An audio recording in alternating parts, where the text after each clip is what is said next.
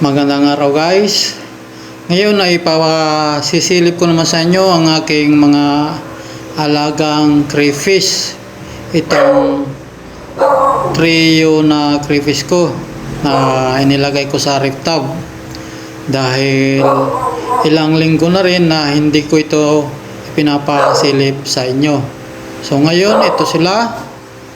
Makikita ninyo ang isang crayfish. Ito ay babae.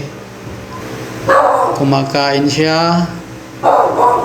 Pero nakikiramdam siya dahil binibidyohan ko.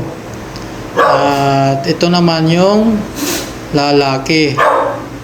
Makikita nyo ang laki ng pagkakaiba nila. Malusog itong si lalaki. Kaya lang itong sila babae ay ayaw pang makipag-engage. Hindi pa siguro time para makipag-engage si babae kay lalaki. Kaya ayan, ano muna sila, hiwa-hiwalay. Ayaw pa nila ng engagement. Ayan, nakikita nyo kumakain. At tingnan natin ulit si lalaki. Si lalaki naman gusto niyang i-engage si babae.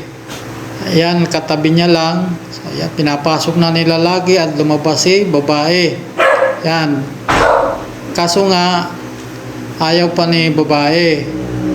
Sabi pa nga niya hindi pa panahon. Kaya takbo-takbo lang muna si babae. Ayaw na ayaw niya talaga. At itong isa naman ay kunwari bahala kayo dyan at ako dito ay kakain lang muna. So yan lang muna guys at maraming salamat.